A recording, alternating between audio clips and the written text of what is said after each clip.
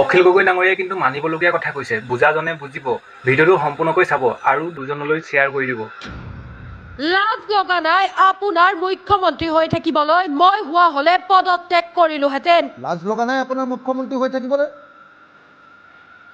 লাজ লগা নাই? মই হলে পদত্যাগ কৰিলোহেঁতেন। CM ৰিলিফ ফাণ্ডৰ নামত পইচা খুজি মুখ্যমন্ত্ৰীয়ে মৃতদেহৰ বিনিময়ত টকা দিবলগীয়া হৈছে। ভিক্ষা খুজি CM ৰিলিফ ফাণ্ডত ভিক্ষা খুজি মুখ্যমন্ত্ৰীয়ে 5 লাখ টকাকে মৃতদেহৰ বিনিময়ত দিবলগীয়া। চাহপাতৰ পৰা তেল পৃথিৱীৰ যিমান যি আছে সকলো দিছো। তেল, কয়লা, চুনিল, চাহপাত, পৃথিৱীৰ যিমান আছে, income tax, sale tax, GST চব দিম, টোল টেক্স চব দিম। কিন্তু মানুহ মৰি শেষ হৈ গলেও দিল্লীয়ে আমাক একো নিদিয়ে। কৰি শেষ হ'ব, এতিয়াও 1 টকাও সিহঁতে আমাক নিদিয়ে।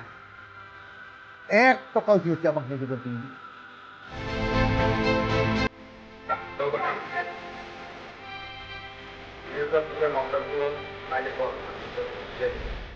অসম বিধানসভাত পুনৰ তীব্ৰ চৰ্চাৰ কেন্দ্ৰবিন্দুত বিধায়ক অখিল গগৈ। বান পৰিস্থিতি, মুখ্যমন্ত্ৰীৰ সাহায্য পুঁজি আৰু কেন্দ্ৰীয় চৰকাৰৰ সাহায্যক লৈ এতিয়া মুখ্যমন্ত্ৰী ডক্টৰ হিমন্ত বিশ্ব শৰ্মাক লক্ষ্য কৰি একাধিক তীক্ষ্ণ মন্তব্য কৰে শিৱসাগৰৰ বিধায়ক অখিল গগৈ। তেওঁৰ এই বক্তব্যক লৈ ৰাজ্যৰ ৰাজনৈতিক মহলত আৰম্ভ হৈছে এতিয়া নতুন বিতৰ্ক। বিধানসভাত আলোচনাত অংশগ্ৰহণ কৰি অখিল গগৈ মুখ্যমন্ত্ৰীক উদ্দেশ্য কৰি কয়, লাজ লগা নাই আপোনাৰ মুখ্যমন্ত্ৰী হৈ থাকিবলৈ? মই হোৱা হলে এনে পৰিস্থিতিত পদত্যাগ কৰিলোহেঁতেন।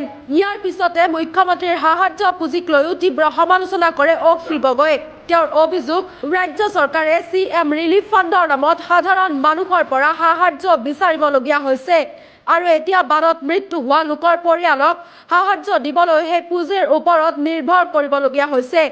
অখিল গগৈ লগতে কেন্দ্ৰীয় চৰকাৰৰ বিৰুদ্ধেও ক্ষোভ প্ৰকাশ কৰিছে। অসমে দেশত চাহপাতৰ পৰা আৰম্ভ কৰি খাৰুৱা তেল, প্ৰাকৃতিক সম্পদ আৰু বহু মূল্যৱান সম্পদ আগবঢ়াই আহিছে। কিন্তু দুৰ্যোগৰ সময়ত দিল্লীৰ পৰা ৰাজ্যৰ প্ৰয়োজনীয় সহায় নাপায় বুলিও তেওঁ অভিযোগ ইতিমধ্যে উত্থাপন কৰে। তেওঁৰ ভাষ্য অনুসৰি ৰাজ্যবাসীয়ে দেশৰ উন্নয়নত যথেষ্ট অৱদান আগবঢ়োৱাৰ পিছতো বানৰ দৰে দুৰ্যোগৰ সময়ত অসমে প্ৰাপ্য সহযোগিতা লাভ কৰা নাই। ভিক্ষা খুজি CM ৰিলিফ ফাণ্ডত ভিক্ষা খুজি মুখ্যমন্ত্ৰীয়ে 5 লাখ টকাকে মৃতদেহৰ বিনিময়ত দিবলগীয়া হৈছে। লাজ লগা নাই আপোনাৰ মুখ্যমন্ত্ৰী হৈ থাকিবলৈ? লাজ লগা নাই?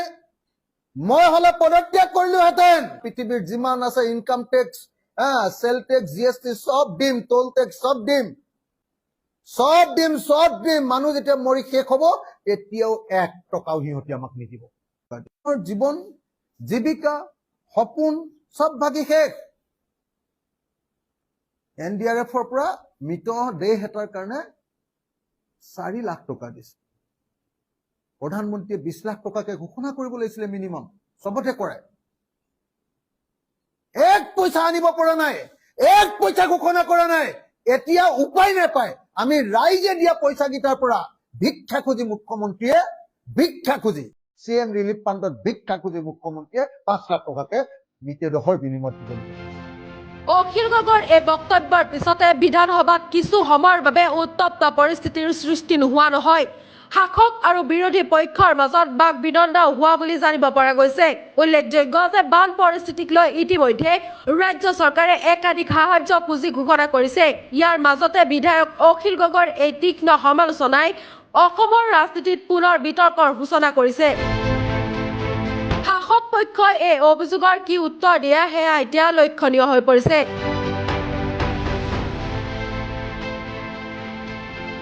News desk report, news any digital.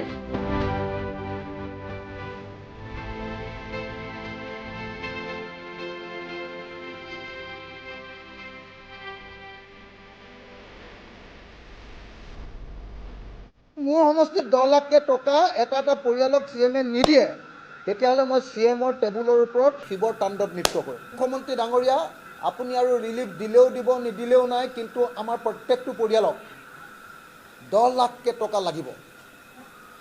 অন্ততঃ বাকী মই নাজানো, মোৰ সমষ্টিত 10 লাখকে টকা CM দিব লাগিব। আৰু যদি মোৰ সমষ্টিত 10 লাখকে টকা এটা পৰিয়ালক CM নিদিয়ে, তেতিয়াহ'লে মই CMৰ টেবুলৰ ওপৰত শিৱৰ তাণ্ডৱ নৃত্য কৰিম। মোক জেল দিয়ে, ফাঁচি দিয়ে, গ্ৰেপ্তাৰ কৰে, NSA লগায়, NIA লগায়, গুলিয়াই মাৰে, এনকাউণ্টাৰ কৰে, যি কৰে কৰিব পাৰিব, কিন্তু মই CMক সোধাই নেৰোঁ। মই CMক সোধাই নেৰোঁ। 15,000 টকা দি যদি বাচিম বুলি ভাবিছে, বঢ়িয়া। আৰু প্ৰধানমন্ত্ৰীয়ে যদি গামোচা লৈ আকৌ এইবাৰ পৰা কৰে, কিমান সুন্দৰ কথা কৈছে।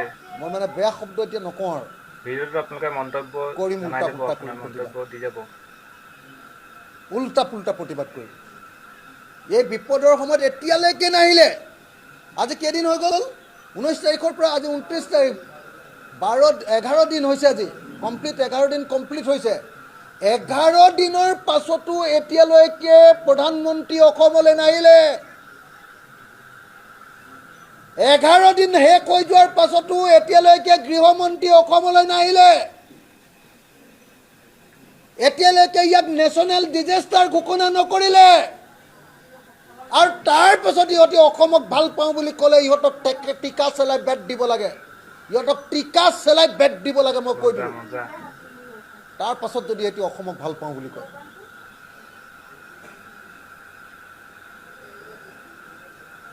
আচৰিত। কোনোবা অসমীয়া মানুহৰ যদি খং উঠা নাই, তেতিয়াহ'লে তেওঁৰ কিবা গণ্ডগোল হৈছে। প্ৰধানমন্ত্ৰী এই পৰিস্থিতিত ভ্ৰমণ নকৰাৰ পাছতো আৰু ইয়াক নেশ্যনেল কেলামিটি ডিক্লেয়াৰ নকৰাৰ পাছতো যদি কোনোবা অসমীয়া মানুহে এতিয়ালৈকে খং উঠা নাই, তেওঁ অসমীয়া মানুহে যদি বেয়া পোৱা নাই, তেতিয়াহ'লে সি অসমীয়া নহয়, কি ভণ্ড অসমীয়া, 2 নম্বৰী অসমীয়া। তাৰ অসমীয়াত্ব নাই। যি প্ৰকৃত অসমীয়া, নৰেন্দ্ৰ মোদীৰ এই কামত প্ৰত্যেকজনে খং কৰক, বিজেপিৰ এই কামত প্ৰত্যেকজনে খং কৰক। আৰু হিমন্ত বিশ্ব শৰ্মাক এনেকৈ প্ৰধানমন্ত্ৰীৰ ওচৰত ভৰিত ধৰিও যে একো আনিব পৰা নাই, তাৰ কাৰণে হিমন্ত বিশ্ব শৰ্মাক পদত্যাগ কৰিবৰ কাৰণে দাবী উত্থাপন কৰক। ভাষ্য অনুসৰি ৰাজ্যবাসীয়ে দেশৰ উন্নয়নত যথেষ্ট অৱদান আগবঢ়োৱাৰ পিছতো বানৰ দৰে দুৰ্যোগৰ সময়ত অসমে প্ৰাপ্য সহযোগিতা লাভ কৰা নাই। ভিক্ষা খুজি CM ৰিলিফ ফাণ্ডত ভিক্ষা খুজি মুখ্যমন্ত্ৰীয়ে 5 লাখ টকাকে মৃতদেহৰ বিনিময়ত দিবলগীয়া হৈছে। লাজ লগা নাই আপোনাৰ মুখ্যমন্ত্ৰী হৈ থাকিবলৈ? লাজ লগা নাই? মই হ'লে পদত্যাগ কৰিলোহেঁতেন। পৃথিৱীৰ যিমান আছে income tax, sale tax, GST চব দিম, টোল টেক্স চব দিম, মানুহ যেতিয়া মৰি শেষ হ'ব, তেতিয়াও 1 টকাও সিহঁতি আমাক নিদিব। জীৱন, জীৱিকা, সপোন চব ভাগি শেষ। NDRFৰ পৰা মৃতদেহ এটাৰ কাৰণে 4 লাখ টকা দিছে। প্ৰধানমন্ত্ৰীয়ে 20 লাখ টকাকে ঘোষণা কৰিব লাগিছিলে মিনিমাম, চবতে কৰে।